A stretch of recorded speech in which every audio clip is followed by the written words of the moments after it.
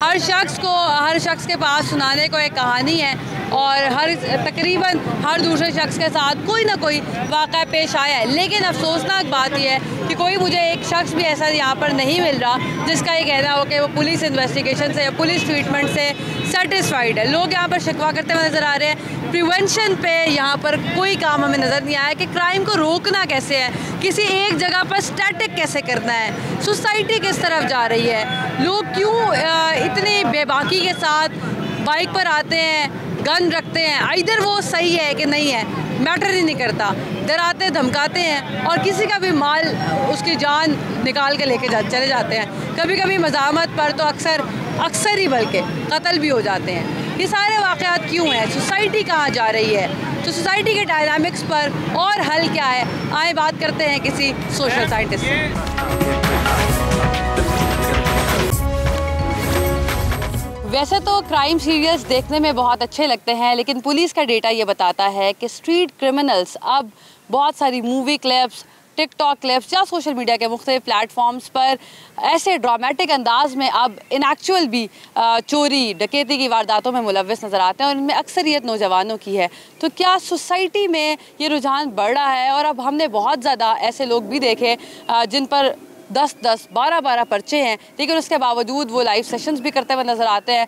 कोई डर खौफ नहीं है, पुलिस तो मौजूद है, मगर सोसाइटी किस तरफ जा रही है, लोग क्या सोच रहे हैं और क्या कभी सोसाइटी स्टेबल हो सकेगी या मुकम्मल तौर पर कोलैप्स कर चुकी है? तो इसके लिए हमारे साथ social scientist doctor Akmal Somru मौजूद है।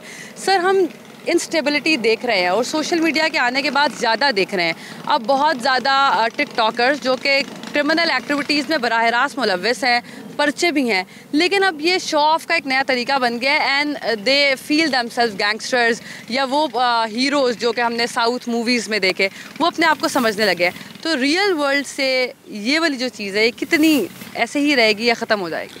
देखिए, वैसे तो एक इंसान की फितरत है कि वो ग्लोरीफाई को पसंद करता है और जब हम इस तरह की मूवीज़ या ड्रामे या कोई सीरियल्स देखते हैं तो उसमें बेसिकली ग्लोरीफाई किया जाता है। तो नौजवान जो है वो पोटेंशियल टारगेट होता है सोसाइटी के अंदर, क्योंकि नौजवान का खून गर्म है, वो दिलेर है, वो डरता नहीं है, उसकी कोई चीज़ टेक पे नहीं होती। तो जब ये सारे सिनेरियो में वो किसी मूवी से या किसी सीरीज़ से इंस्पायर होता है तो यकीनन वो समझता है कि मैं ऐसा करूँगा तो मैं भी ऐसा ही हूँगा। रियल लाइफ भी ऐसी होती है जो कि हकीकत में नहीं होती। लेकिन जिस तरफ आप निशानदेही कर रही हैं ना, वो बड़ा सीरियस अलमिया है इस वक्त पूरे पाकिस्तान के समाज का कि हमारे यहाँ सोसाइटी का जो नौजवान है, जो बासलाहियत भी है, जो दलेर भी है, जो बुज़दिल नहीं है, जो कुछ करना भी चाहता है लेकिन उसके पास करने के लिए कुछ नहीं होता, तो वो जब उसकी सोशलाइजेशन जो उसके प्राइमरी इंस्टीट्यूशंस हैं वहाँ पर उसकी तरबियत सही तरीके से नहीं होती तो वो फिर इन एक्टिविटीज़ में जाता है। अब आप देखिए, जब हम सोशलाइजेशन की बात करते हैं तो जो प्राइमरी सोशल इंस्टीट्यूशंस है जो एक इंसान की तरबियत करता है, एक बच्चे की तरबियत करते हैं, वो उसका फैमिली है, उसके बाद उसके पेयर ग्रुप्स हैं और फिर इसी तरह उसका स्कूल, कॉलेज, यूनिवर्सिटी है, वो वहाँ बैठता है, वहाँ से वो सीखता है, वहाँ से वो तरबियत हासिल करता है और उसके बाद वो सोसाइटी के अंदर परफॉर्म करता है। अब एक तो ये वो तालिब इल्म है या वो नौजवान है जिसको ये मौके मुयस्सर हैं, लेकिन इसके बावजूद वो लाइफ की एक स्टेज पे जाके अगर वो गुस्से का बहुत ज़्यादा है, उसका मिजाज तीखा है, तो वो यकीनन अगर उसके पास उसकी पोटेंशियल की चीज़ें नहीं मिल रही तो वो फिर इन एक्टिविटीज़ में जाएगा। सवाल तो बहुत है, लेकिन मुझे क्विकली एक चीज़ बता दें कि हमने पुलिस के डेटे में भी देखा और गवर्नमेंट का डेटा भी बताता है कि अब नौजवान बहुत ज़्यादा स्ट्रीट क्राइम्स में स्पेशली मुलव्वस है, क्योंकि इसमें आपको कोई हैवी वेपन नहीं चाहिए, प्लानिंग नहीं चाहिए, बस आप एक ग्रुप बनाए और कर सकते हैं। लेकिन इस चीज़ के बावजूद जब भी कोई पॉलिटिकल गवर्नमेंट आती है और नौजवानों से मुतालिक अपना मंशूर पेश करती है तो वो एक ही बात कहती है कि हम ट्रेनिंग इंस्टीट्यूट्स बना देंगे और वहाँ पर नौजवान स्किल्स सीखेंगे, उसके बाद ठीक हो जाएंगे। क्या ये इफेक्टिव मॉडल है? ये भी झूठ है। ट्रेनिंग इंस्टीट्यूट्स ऑलरेडी पाकिस्तान में बने हुए हैं, इदारे बने हुए हैं, उसके मातहत कॉलेजेस हैं, उसकी एफिलिएटेड कॉलेजेस हैं, इदारे हैं, उन इदारों में इंफ्रास्ट्रक्चर मौजूद है।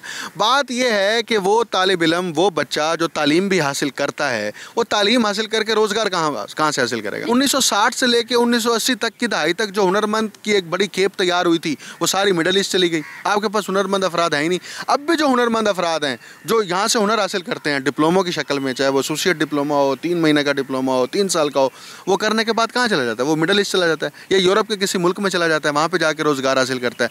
तो आप अपनी सोसाइटी के अंदर जब इदारे तश्कील नहीं देंगे, आप जब नए इदारे नहीं बनाकर उनके अंदर लोगों की खपत करके मार्केट को इकोनॉमिक वाइज जो है वो उसको अपस्केल नहीं करेंगे। देखें, जॉब के मौके उस वक्त पैदा होते हैं जब मार्केट के अंदर पैसा हो। फैमिली या फिर आसपास के लोग कितना ज़्यादा इम्पॉर्टेंट होते हैं, स्पेशली पेरेंट्स, क्योंकि मुझसे पहली जनरेशन से आपका ताल्लुक़, और मुझे याद है कि मैंने ये हमेशा सुना है कि अगर किसी लड़के ने कोई चेन भी पहनी है गले में तो वो भी छुपा के घर में एंटर होता था, और अब तो ये स्टेटस सिंबल बन चुका है, बल्कि ख़वातीन भी अब क्राइम में मुलव्वस होती हैं। ये मीडियाटाइजेशन का असर है, नतीजा अल्टीमेटली ये वो डिजिटल एक्सपोजर है, जिस डिजिटल एक्सपोजर का आज नौजवान, उसकी उम्र 10 साल है या 15 साल है या 20 साल है, मैं इससे ऊपर अभी नहीं जा रहा, वो उस मीडिया और डिजिटल एक्सपोजर के नतीजे में वो इन एक्टिविटीज़ में मुलव्वस होता है। अब मसला ये है कि वालिदैन जिनकी प्राइमरी जिम्मेदारी है कि वो अपने बच्चे पर नज़र रखें, चाहे वो लड़का है या लड़की है, कि वो किन लोगों में उठता बैठ रहा है, उसके रुझानात क्या हैं, वो सोचता क्या है, उसके बाद उसके मुस्तकबिल के मकासद क्या हैं, उसका पर्सपेक्टिव क्या है लाइफ का। अब ये सब जानने के लिए क्या ज़रूरी है कि वो वालिदैन अपने बच्चों से बात करें।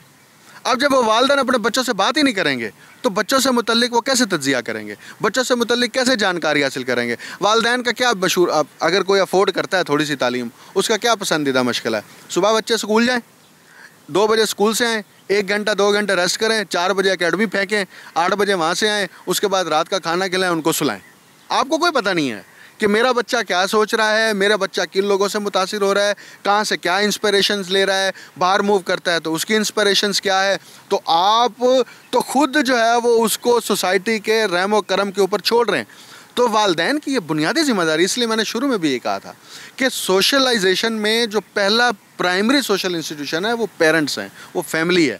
अगर पेरेंट्स तवज्जो नहीं देंगे और वो सिर्फ ये समझेंगे कि हमने जो है वो बच्चों को सिर्फ वो तालीम देनी है जो कन्वेंशनल तालीम है, या हमारे पास वो उसके पैसे नहीं है तो हमने उनको मजदूर बना देना है, लेबर फोर्स का हिस्सा बना देना है, तो इससे वो अपनी जिम्मेदारियों से सही तरह ओहदाबरा नहीं हो रहे। और रियासत तो वैसे ही जो है वो आपके सामने है कि उसको इस चीज़ से कोई सरोकार